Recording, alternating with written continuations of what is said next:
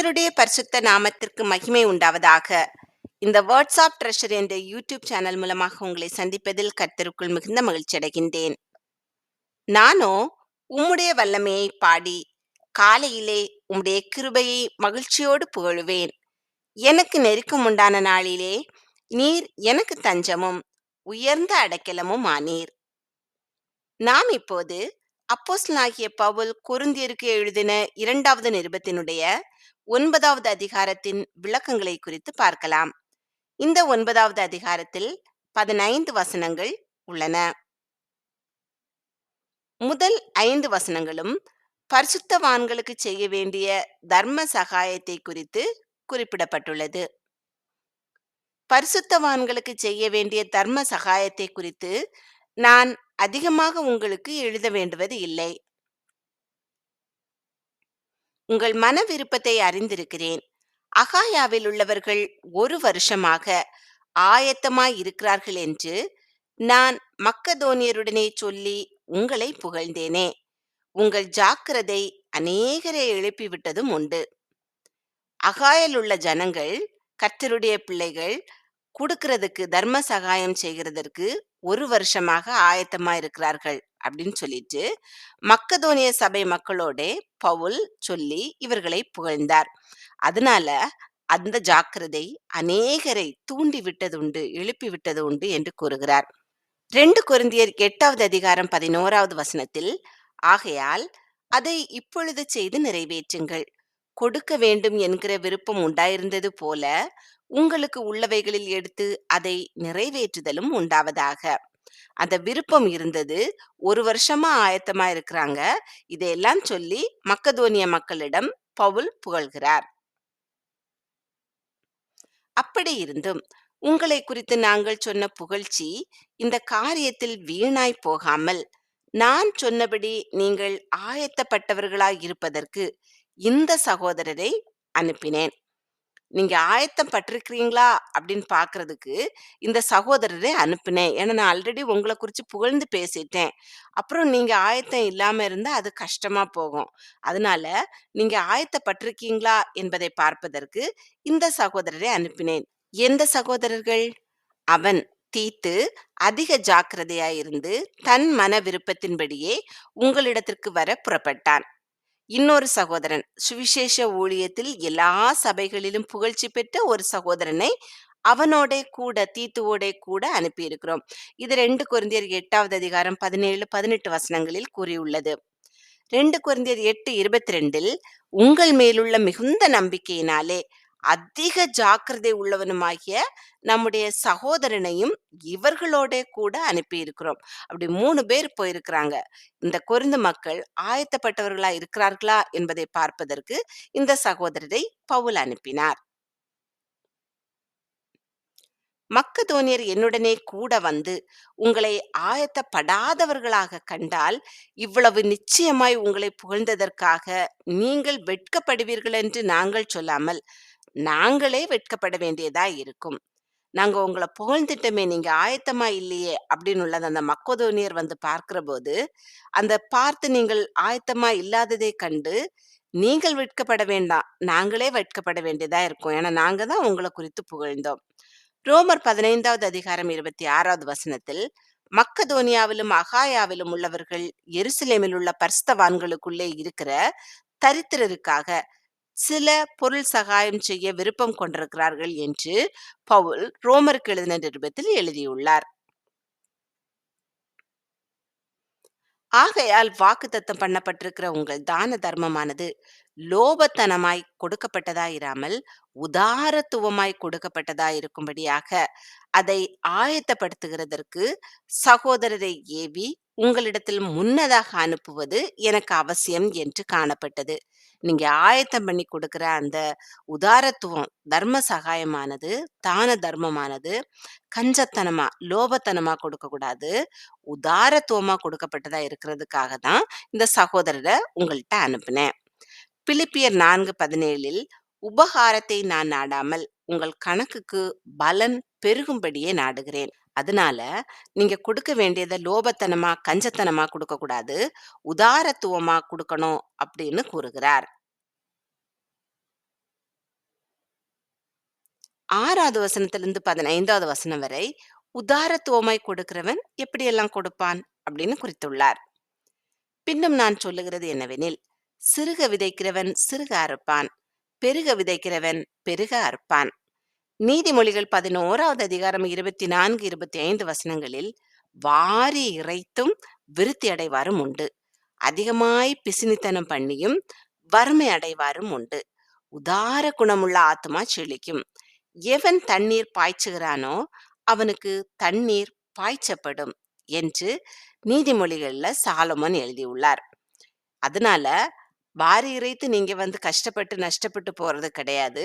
லோபத்தனமா செய்யாம உதாரத்துவமா செய்யுங்க. ஏன்னா சிறுக விதைச்சீங்கன்னா சிறுக தான் அறுக்க முடியும். பெருக விதைத்தா பெருக அறுக்க முடியும் என்று கூறுகிறார். அவனவன் விசனமாயும் அல்ல, கட்டாயமாயும் அல்ல, தன் மனதில் நியமித்தபடியே கொடுக்க கடவன்.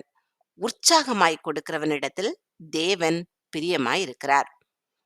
2 கொரிந்தியர் 8வது அதிகாரம் 12வது வசனத்தில், ஒருவனுக்கு மன விருப்பம் இருந்தால் அவனுக்கு இல்லாததன்படி அல்ல, அவனுக்கு உள்ளதன்படியே அங்கீகரிக்கப்படும்.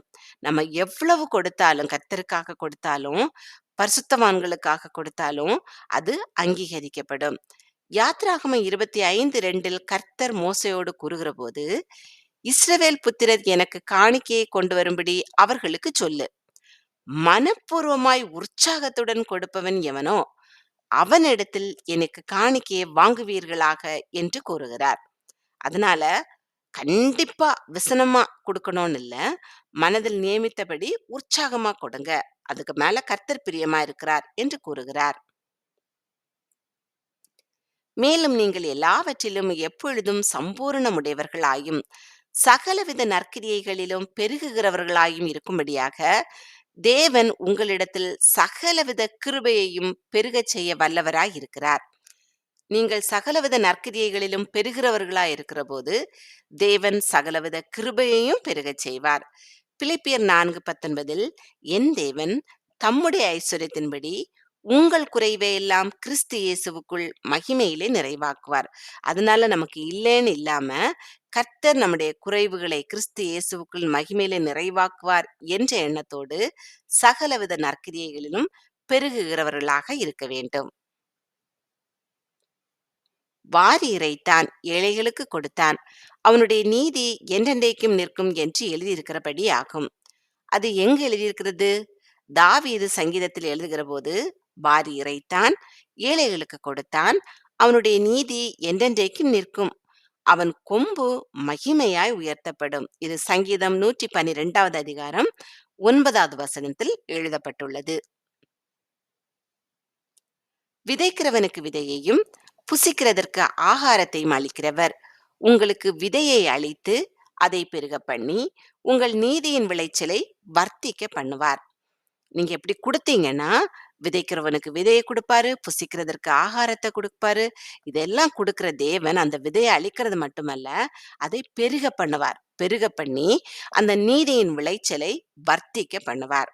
ஏசாயா 55வது அதிகாரம் 10, 11 வசனங்களில் மாரியும் உறைந்த மழையும் வானத்திலிருந்து இறங்கி அவ்விடத்துக்கு திரும்பாமல் பூமியை நனைத்து அதில் முளை கிளம்பி விளையும்படி செய்து விதைக்கிறவனுக்கு விதையையும் புசிக்கிறவனுக்கு ஆகாரத்தையும் கொடுக்கிறது எப்படியோ அப்படியே என் வாயிலிருந்து புறப்படும் வசனமும் இருக்கும்.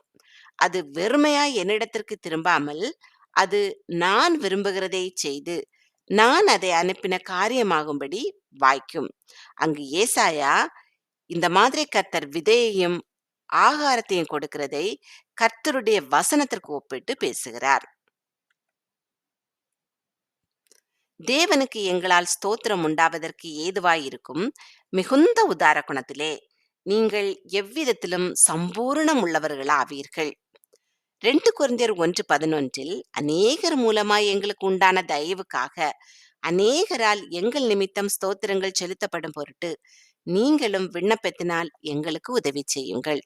நாங்க எப்போது தேவனுக்கு ஸ்தோத்திரம் செலுத்துவோம்? எப்பொழுது எங்களால் தேவனுக்கு ஸ்தோத்திரம் உண்டாகும்?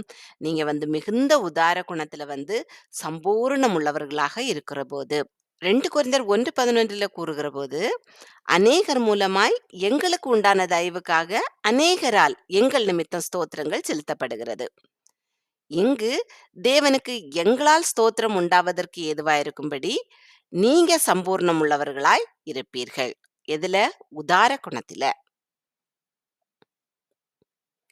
இந்த தர்ம சகாயமாகிய பணிவிடை பரிசுத்தவான்களுடைய குறைவுகளை நீக்குகிறதும் அல்லாமல், அநேகர் தேவனை ஸ்தோத்தரிப்பதினாலே சம்பூர்ண பலனுள்ளதாயும் இருக்கும். நீங்க இந்த தர்ம சகாயம் செய்கிறதுனால, பரிசுத்தவான்களுடைய குறைவுகளை நீக்குகிறது. ஆனா, அதனால அநேகர் தேவனை ஸ்தோத்தரிக்கிறதுனால சம்பூர்ண பலனுள்ளதாக அது இருக்கிறது. 2 கொரிந்தியர் 8:15 சமநிலை பிரமாணத்தின்படியே அவர்களுடைய செல்வம் உங்கள் வறுமைக்கு உதவும்படிக்கு இக்காலத்திலே உங்களுடைய செல்வம் அவர்களுடைய வறுமைக்கு உதவுவதாக. அவங்க செல்வம் உங்களுக்கு உதவும் உங்க வறுமைக்கு. அதனால இப்போ உங்களுடைய செல்வம் அவர்களுக்கு உதவுகிறது, வறுமைக்கு உதவும் அப்படின்னு கூறுகிறார். அவர்கள் இந்த தர்ம சகாயத்தினால் ஆகிய நன்மையை அனுபவித்து, நீங்கள் கிறிஸ்துவின் சுவிசேஷத்தை கீழ்ப்படிதலோட அறிக்கையிட்டிருக்கிறது நிமித்தம், தங்களுக்கும் மற்ற அனைவருக்கும் நீங்கள் உதாரத்துவமாய் தர்மம் செய்கிறது நிமித்தமும், அவர்கள் தேவனை மகிமைப்படுத்தி, யார்? பரிசுத்தவான்கள்.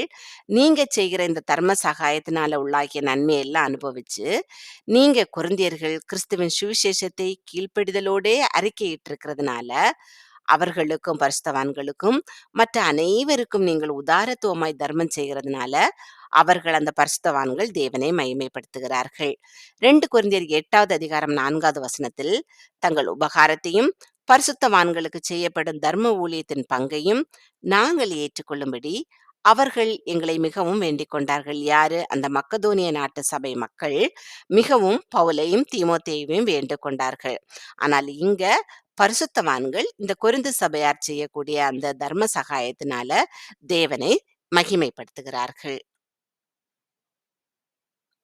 உங்களுக்காக வேண்டுதல் செய்து, தேவன் உங்களுக்கு அளித்த மிகவும் விசேஷித்த கிருபை நிமித்தம் உங்கள் மேல் வாஞ்சையாயிருக்கிறார்கள். அந்த பரிசுத்தவான்கள் நீங்கள் கொடுத்த அந்த தர்ம சகாயத்தை ஏற்றுக்கொண்டு, உங்களுக்காக வேண்டுதல் செய்து, உங்களுக்கு தேவன் அளித்த மிகவும் விசேஷித்த கிருபை நிமித்தம் உங்கள் மேல் வாஞ்சையாயிருக்கிறார்கள். தேவன் அருளிய சொல்லி முடியாத ஈவுக்காக அவருக்கு ஸ்தோத்திரம். 2 கொரிந்தியர் 2:14 கிறிஸ்துவுக்குள் எப்பொழுதும் எங்களை வெற்றி சிறக்க பண்ணி, எல்லா இடங்களிலேயும் எங்களைக் கொண்டு அவரை அறிகிற அறிவின் வாசனையை வெளிப்படுத்துகிற தேவனுக்கு ஸ்தோத்திரம். இங்கு தேவன் அருளிய சொல்லி முடியாத ஈவுக்காக அவருக்கு ஸ்தோத்திரம். இந்த 9ஆம் அதிகாரத்தில் பரிசுத்தவான்களுக்கு செய்ய வேண்டிய தர்ம சகாயம் ஏன் செய்யணும் என்பதை பற்றியும், உதாரத்துவமாய் கொடுக்கிறவனிடத்தில் தேவன் எப்படி பிரியமாய் இருக்கிறார் என்கிற காரியங்களை குறித்தும் பார்த்தோம். கர்த்தர் உங்களை ஆசீர்வதித்து, பாதுகாத்து, பராமரித்து, அநேகருக்கு ஆசீர்வாதமாக வைத்து, இன்றைய தினம் முழுவதும் உங்களுக்கு பலனுள்ளதாக இருக்கும்படியாக செய்வாராக. நீங்கள் முதலாவது வேதத்தில் இந்த அதிகாரத்தை எடுத்து வாசித்து, பின்பு இந்த விளக்கங்களையும் கேட்டு தெரிந்து கொள்ளுங்கள். எனக்காக யாவையும் செய்து முடிக்கப் போகிற தேவனாகிய உன்னதமான தேவனை நோக்கி கூப்பிடுவேன். ஆமேன்.